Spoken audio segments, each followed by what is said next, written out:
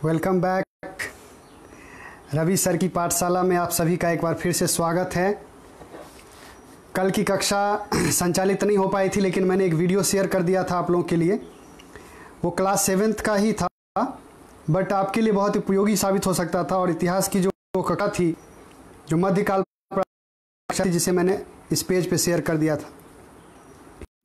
आप लोग जल्दी से आ जाइए, क्योंकि कक्षाएं आपके लिए लगातार संचालित हो रही है इस मंच से। तो रवि सर की पाठशाला में आज कक्षा 10 इतिहास की कक्षा लगाई जा रही है। मैं आज आप लोग के लिए अध्याय 2 के बारे में बहुत सारी बातें लेकर आया हूं। अध्याय 2 समाजवाद एवं साम्यवाद। विश्व इतिहास के कड़ी में यूरोप में राष्ट्रवाद के बाद जो दूसरा अध्याय है वो समाजवाद एवं साम्यवाद पर आधारित है। तो वर्ग 10 के सभी बच्चे, चाहे वो CBSE से हो, चाहे बिहार बोर्ड से हो, या किसी भी बोर्ड से वो संबंध रखते हो, उनके लिए चैप्टर बहुत महत्वपूर्ण है। सोशलिज्म एंड कम्युनिज्म, ये दो भावनाएं ऐसी है जिसने दुनिया को 2 ध्रुवों में बांट दिया। बच्चों, समाजवाद एक ऐसी अवधारणा है जिसमें 2 वर्गों के बीच जो खाई है उसे समाप्त करने की वकालत की जाती है। और ये 2 वर्ग कौन हैं? आप सब भली भांति परिचित हैं कि औद्योगिक क्रांति के बाद विश्व में 2 वर्ग बन गए। एक पूंजीपतियों का अलग वर्ग था और एक मजदूर वर्ग जो शोषित था, दलित था और एक तरीके से सर्वहारा जिसे हम कहें। ये मजदूर वर्ग ऐसे थे जिनके पास कोई अधिकार नहीं था। मजदूर संघ बनाने का इनके पास अधिकार नहीं था। इनके पास अपनी बातों को रखने का अधिकार नहीं था। और फिर इनके अधिकार की बात करने वाले भी नहीं थे, न के बराबर। लेकिन कालांतर में कुछ ऐसे लोग हुए जिन्हें वर्ग संघर्ष को समाप्त करना, समन्वय की बात करना, समाज में जो ये वर्ग है उसको समाप्त करके वर्गहीन समाज की स्थापना पर बल देने के लिए कुछ लोगों ने एक सिद्धांत दिया, और उसी सिद्धांत को हम लोग समाजवाद के नाम से जानते हैं।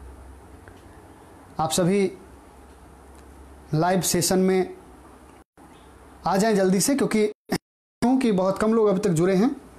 जल्दी से लाइव आ जाएं, क्योंकि यह कक्षा आपके लिए काफ़ी फायदेमंद होने वाली है।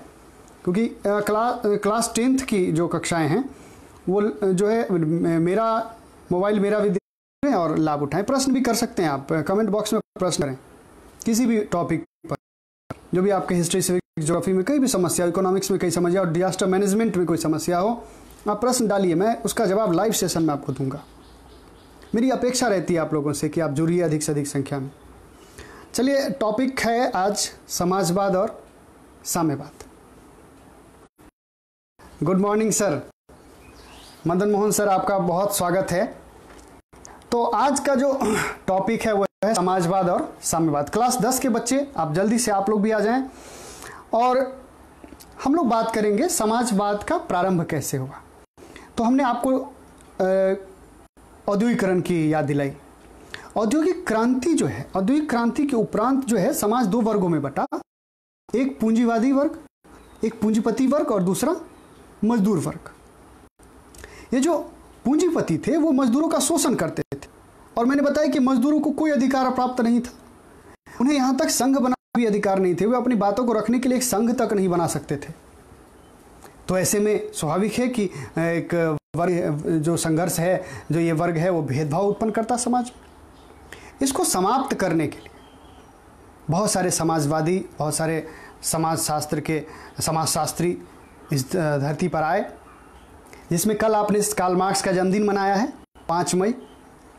5 मई को कार्ल मार्क्स का जन्मदिन हम लोगों ने मनाया। कल की कक्षा में सोचा था कि लूँ, और कल की कक्षा बहुत जो है अच्छी होती, क्योंकि कार्ल मार्क्स का जन्मदिन भी था कल। लेकिन किसी कारण बस कुछ ऐसी समस्या आ गई मेरे साथ कि मैं लाइव नहीं आ सका। मैं शाम में भी सोच रहा था कि लाइव आ जाऊं, लेकिन नहीं आ पाए। खैर, कार्ल मार्क्स उससे पहले एक समाजवाद को दो वर्ग में बांट के बताऊंगा आगे कि समाजवाद के दो स्कूल कह सकते हैं कि यूटोपियन समाजवाद और दूसरा वैज्ञानिक समाजवाद। तो कार्ल मार्क्स के उदय के बाद, कार्ल मार्क्स जैसे समाजशास्त्री के आ जाने के बाद वो तो एक काल विभाजक का रूप ले, यानी समाजवाद कार्ल मार्क्स से पहले और एक कार्ल मार्क्स के बाद या कार्ल मार्क्स के दौरान की इसका समाज। बहुत ही महत्वपूर्ण चैप्टर है क्योंकि इसमें आप रॉबर्ट ओवन के कुछ प्रयोगों को भी देखेंगे। रॉबर्ट ओवन जो यूटोपियन समाजवादी था, उद्योगपति भी था, और वो उद्योगपति में एक कह सकते हैं एक अपवाद था कि जो समाजवाद का समर्थक था। बाकी सारे उद्योगपति रॉबर्ट ओवन से चिढ़े रहते थे, उनकी बारे में उनकी चर्चा भी होगी। तो कार्ल मार्क्स के आ जाने के बाद, यूँ तो कार्ल मार्क्स जो हैं वो यूरोपियन समाजवाद के खिलाफ थे। ये जो पूंजीपति वर्ग हैं और ये मजदूर वर्ग हैं, इनके बीच वर्ग समन्वय हो, यानी एक समझौता हो जाए, संघर्ष नहीं हो, लड़ाई झगड़े नहीं हो। वैसे यूटोपियन समाजवाद के महत्व को हम नकार नहीं सकते हैं। जो भी समाजवादी हैं, चाहे वो मार्क्सिस्ट हों या फिर प्राचीन जो यूटोपियन समाजवादी हैं, दोनों ही विचारधारा को का समर्थन करने वाले लोग आज भी समाज में हैं। ये और बात है कि सत्ता में वैसे लोगों को मौका नहीं मिल पा रहा है, लेकिन उनकी सोच बहुत पवित्र है। जब आप देखेंगे कि समाज में नया आयाम दिया, इस समाजवाद ने समाज को सोचने दिया, समाज व्यवस्था को परिवर्तन किया, एक विचार दिया। और अब तक भले ही लोकतांत्रिक देश हो, लेकिन सर्वहारा वर्ग के लिए बहुत सारी कल्याणकारी योजनाएं बनाई जाती है, लेकिन वो उन तक पहुंच नहीं पाती। अभी भी वर्ग भेद है। वर्ग भेद का मतलब अर्थ के आधार पर अंतर, धनी और गरीब के बीच अंतर, और ये अंतर लगातार बना ही हुआ है। ये हमारे लोकतंत्र की बड़ी असफलता है। हमारे ही नहीं, किसी भी देश लोकतंत्र के लिए बड़ी असफलता इसलिए है, लोकतंत्र में सबका कल्याण जुड़ा होता है, और एक देश को लोक कल्याणकारी बनाने के लिए अब एक उदाहरण बताते हैं। भारत के संविधान की बात ले लें। भारत के संविधान निर्माताओं ने देश के शासन प्रणाली को लोक कल्याणकारी बनाने के लिए बहुत सारे निर्देशक तत्व दिए हैं। डायरेक्टिव प्रिंसिपल ऑफ स्टेट जब आप देखेंगे आर्टिकल 36 से लेकर 51 तक, आप संविधान के आर्टिकल 36 से 51 तक जब देखेंगे, जिसमें भारत के अलग अलग सरकारों को, चाहे वो केंद्र सरकार हो, राज्य सरकार हो या फिर स्थानीय स्तर की सरकारें हो, सबको कुछ ना कुछ दिशा निर्देश दिए गए, और इन निर्देशों का पालन करना भले ही राज्य के अधिकारी नहीं है। जहां शासन हमारे हाथ में है, एक लोकतांत्रिक देश में शासन आम आदमी के हाथ में होता है। मैं इतनी सारी बातें इसलिए आपको बता रहा हूं ताकि आप इस बात को समझ सकें कि एक लोकतांत्रिक देश में समाजवाद कैसे लाया जा सकता है। कहने के लिए उन्हें प्रस्तावना में डाल दिया समाजवाद। संविधान संशोधन 1976 के माध्यम से हमने समाजवाद शब्द जोड़ दिए बाद में। लेकिन क्या समाजवाद सही अर्थों में हमारे देश में दिखता है? क्या समाजवादियों को हमारे अन्य जो राजनीतिक पार्टी, जो वंश परंपरा वाली जो पार्टियां हैं, क्या समाजवाद के को सिर्फ एक पोस्टर के रूप में देख रहे हैं, सिर्फ प्रचार का माध्यम बनाते हैं? इलेक्शन के समय में ही समाज होती है, और ऐसे समाजवादियों से हमें बच के रहना है। खैर, ये तो बहुत सारी बातें हो गई वर्तमान परिप्रेक्ष्य तक, लेकिन हम इसके ऐतिहासिक पहलू को देख रहे हैं। यूरोप में समाजवाद, और वे कालांतर में भारत में भी आए, और सबसे ज्यादा बता दें आपको कि इसका प्रभाव रूस पर पड़ा। और दुनिया जो दो ध्रुव में बटी, वो एक समाजवादी और दूसरा पूंजीवादी। आज अमेरिका जैसे देश, फ्रांस जैसे देश, ब्रिटेन जैसे देश पूंजीवादी अर्थव्यवस्था को अपनाए हुए, रूस, चाइना, ये सब समाजवादी और साम्यवादी विचारधारा को मानने वाले देश थे। और एक समय में जब भारत आज़ाद हुआ 1946 में, 1947 में, ये 1946, 1948, इस दरमियान बहुत सारे देश आज़ाद हुए थे अंग्रेज के चंगुल से। और ये दोनों देश, दोनों ध्रुव, अमेरिका और रूस, आंख गड़ाए खड़े थे कि कौन हमारे पक्ष में आएगा, कौन हमारे पक्ष में आएगा, कौन पूंजीवादी अर्थव्यवस्था को अपनाएगा, कौन साम्यवादी अर्थव्यवस्था को अपनाएगा। लेकिन भारत, जो गौतम बुद्ध की धरती है, यहाँ के राजनेताओं ने अपने ज्ञान का परिचय देते हुए, अपने बुद्धिमत्ता का परिचय देते हुए और दूरदृष्टि का सहारा लेते हुए इन्होंने बताया कि नहीं, हाँ समाजवाद को अपनाएंगे ना पूंजीवाद को अपनाएंगे, क्योंकि हमारी ऐसी परिस्थिति समाजवादी हो जाएं, हमारी ऐसी परिस्थिति भी नहीं है कि पूंजीवादी हो जाएं। तो इन तमाम स्थितियों का गहन अध्ययन करते हुए भारत ने मिश्रित अर्थव्यवस्था बनाया।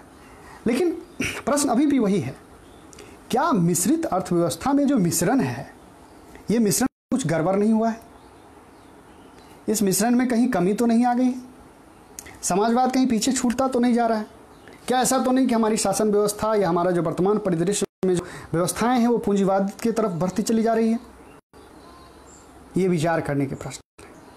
लेकिन फिलहाल हम लौटते हैं टॉपिक पे। हम बात करेंगे समाजवाद और वैज्ञानिक समाजवाद के बारे में। तो यूटोपियन समाजवाद का मानना था कि जो वर्ग है, वर्ग भेद जो मिटे, वर्गहीन स्थापना होगी, वो वर्ग समन्वय के आधार पर। लेकिन वैज्ञानिक समाजवाद के लोगों का मानना था कि लातों के भूत बातों से नहीं मानते, और वे वर्ग संघर्ष का जो है वो पक्षधर थे। वो चाहते थे कि जितने भी उत्पादक इकाइयां हैं, फैक्ट्रियां हैं, उस पर मजदूरों, उसके प्रबंधन में मजदूरों की हिस्सेदारी हो, मजदूर के अधिकार की बात हो, और अगर इस सब चीजों में बाधा उत्पन्न हो तो युद्ध भी किया जा सकता है, आंदोलन भी किए जा सकते हैं। और इसके पक्षधर थे कार्ल मार्क्स। का जन्म जर्मनी में हुआ, और आज भी दुनिया कार्ल मार्क्स को याद रखें। इन चीजों को आप अच्छे से समझिए कि समाजवाद के दो, प्रारंभ में यूटोपियन समाजवाद, और इस क्रम में मैं रॉबर्ट ओवन का जो है उदाहरण आपको देता हूं। रॉबर्ट ओवन तो पूंजीवादी था, पूंजीपति था, और उसको पूंजीवादी विचारधारा का प्रेरक होना चाहिए। बट उसने क्या किया, एक ऐसा तरकीब, ऐसा प्रयोग उसने किया कि अपने यहाँ जो उसके यहाँ मजदूर काम करते थे उसके फैक्ट्रियों में, उसने क्या किया, मजदूरों के वेतन को बढ़ा दिया। अब उसने क्या देखा कि उत्पादन पर इसका बहुत अच्छा प्रभाव पड़ रहा है, उत्पादन तेजी से होने लगे, और मजदूर हड़ताल नहीं करते थे। अन्य फैक्ट्रियों में हड़ताल हो रहे थे, आंदोलन हो रहे थे, लेकिन इसके फैक्ट्री में हड़ताल नहीं होता था, मजदूर खुश थे, काम कर रहे थे। इससे क्या हुआ, रॉबर्ट उत्पादन बढ़ेगा, नफा बढ़ेगा। तो इससे उन्होंने निष्कर्ष निकाला कि एक संतुष्ट मजदूर ही एक अच्छा उत्पादक मजदूर भी सकता है। यानी मजदूरों को अगर हम संतुष्ट रखेंगे तो हमारे लिए बाधा उत्पन्न नहीं करेंगे। ये था वर्ग समन्वय, कोऑर्डिनेशन पूंजीपतियों के बीच और मजदूरों के बीच। ये था यूटोपियन विचारधारा। लेकिन ये तो सिर्फ अपवाद हैं। अब एक दो उदाहरण से तो हम पूरी बातों को जनरलाइज तो कर नहीं सकते। तो एक रॉबर्ट ओवन ने एक उदाहरण पेश किया, और उन्होंने अपने वर्ग के लोग यानी पूंजीपति वर्ग के लोगों को यह कन्विंस करने का प्रयास किया कि अगर आप मजदूरों को संतुष्ट रखते हैं, अगर मजदूरों को आप संतोष करने का प्रयास करते हैं, तो निश्चित तौर पर जो ये आंदोलन नहीं करेंगे, विद्रोह नहीं करेंगे, और उल्टा इसका प्रभाव ये पड़ेगा कि आपका उत्पादन और पूंजीपतियों के साथ जिनका विद्रोह है, जो है की जो भावना है, जो ईर्ष्या द्वेष की भावना है, वो भी समाप्त हो जाएगी। तो यूटोपियन समाजवाद वर्ग समन्वय पर बल देते थे, जबकि वैज्ञानिक समाजवादी कार्ल मार्क्स ने क्या कहा कि नहीं, वर्ग संघर्ष का होना बहुत जरूरी है, और जब तक वर्ग संघर्ष नहीं होगा तब तक समाज में ये जो समाजवाद की विचारधारा है वो कायम नहीं हो सकती। तो अमीर और गरीब के बीच के खाई को समाप्त करना ही समाजवाद है। अगर मोटे तौर पर आप समझ रहे हैं बातों को तो इस तरह से समझिए कि जो अमीर और गरीब के बीच जो खाई, मतलब आर्थिक अंतर, और उसके उपरांत उत्पन्न हुआ जो परिस्थितियां हैं, वो हमारे समाज को कहीं ना कहीं पीछे धकेलता है। इसलिए समाजवादियों इकाइयों पर इनका अधिकार हो, आर्थिक गतिविधियों में इनका शामिल होना बहुत जरूरी है। तो आज की कक्षा मोटे तौर पर जो है दूसरे चैप्टर का एक इंट्रो था, समाजवाद और साम्यवाद का। अगले दिन हम लोग कार्ल मार्क्स के बारे में विस्तार से जानेंगे। हम कुछ संघर्ष के बारे में भी देखेंगे आने वाली कक्षाओं में। तो आज के इस इंट्रो क्लास में आप सभी ने जो है समाजवाद और साम्यवाद का एक प्रारंभिक स्तर पर जो है परिचय जाना, और वर्ग अब आप सीरियस हो जाइए बहुत पर को लेकर। मैं बार बार कह रहा हूं, यूँ तो मैं एक ऐसे विद्यालय का शिक्षक हूँ जहाँ वर्ग 1 से लेकर के 10 तक के बच्चों की पढ़ाई होती है, और मैं आपको अभी बता दूँ कि मैं सभी वर्ग के बच्चों को समान रूप से पढ़ा सकता हूँ। लेकिन आपके लिए स्पेशली इस क्लास को ऑर्गेनाइज करने के पीछे है कि आपका जुड़ाव पढ़ाई से हो, आप दूर नहीं भागें, आपकी जो स्कूल से जुड़ाव है वो समाप्त ना हो। इस जुड़ाव को बरकरार रखने के लिए ये लाइव क्लास आपके लिए ऑर्गेनाइज हो रहा है, इसलिए आप लोग बने रहें और इस कक्षा का लाभ उठाएं। और जो भी प्रश्न आपका हो इस पेज पर मैसेज के माध्यम से मुझे जरूर भेजें। जो भी प्रश्न है आपका, आज की कक्षा से संबंधित कोई प्रश्न हो, कोई बात ऐसा हो जो आपको समझ में नहीं आया हो, कमेंट कीजिए और उसका जवाब मैं दूंगा। इंस्टेंटली जवाब देने की मैं कोशिश करता रहता हूं कि आपको इंस्टेंटली जवाब दूं, तत्क्षण आपको जवाब मिल जाए, ताकि आपको लगे कि आप जुड़े हुए हैं।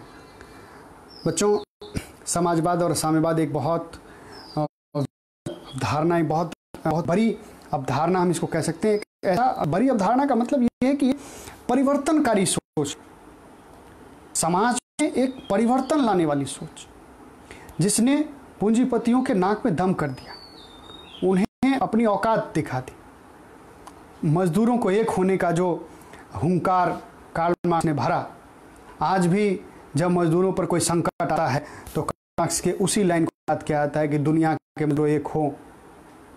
मतलब मजदूरों, एक विचारक, एक दार्शनिक इतना प्रयास करे। आप साधारण व्यक्ति मत समझिए कार्ल मार्क्स के, सर्च कीजिए गूगल में, कार्ल मार्क्स के बारे में देखेंगे कि वो सिर्फ समाजशास्त्री थे, ऐसी बात नहीं है। अच्छे इतिहासकार थे, वो अच्छे पत्रकार थे, उन्हें तमाम जो मुद्दे थे उसकी अच्छी पकड़ थी उनको। उस समय के तत्कालीन तमाम परिस्थितियों के बारे में अच्छी पकड़ थी, और तभी तो उन सब के नब्ज को पकड़ करके इन्होंने देखा कि नहीं, समन्वय से काम नहीं चलेगा, संघर्ष जरूरी है। और तभी समाजवादियों का एक बड़ा हिस्सा आज भी कार्ल मार्क्स को अपना जो है वो गॉडफादर मानता है। उनका एक बाइबल कहा जाता है उनका पुस्तक का नाम नोट कर लीजिए आप लोग। उनका पुस्तक का नाम है दास कैपिटल। कार्ल मार्क्स की पुस्तक है दास कैपिटल, नोट कर लीजिए। समाजशास्त्रियों का बाइबल कहा जाता है। जब भी समाजशास्त्रियों को कहीं किसी बिंदु पर कन्फ्यूजन होता है, लगता है कि कुछ इस पर विस्तार से जानने की जरूरत है, क्योंकि कार्ल मार्क्स तो अभी इस धरती पर है नहीं, तो उन्होंने जो विचार दिया दास कैपिटल नाम की, जो उसमें जाकर के लोग उसको पढ़ते हैं। शुक्रवार और शनिवार को क्लास 9th का ज्योग्राफी या हिस्ट्री, जो भी परिस्थितियां बनेंगी उस हिसाब से मैं आपको तय करके बता दूंगा। तो चलिए, आज की कक्षा में इतना ही। आप लोग घर पे होंगे, लॉकडाउन का पालन कर रहे होंगे, ये सब बार बार कहने की आवश्यकता नहीं है। विभिन्न स्तरों पर सरकार भी प्रयास कर रही है, प्रशासन के स्तर को जागरूक किया जा रहा है।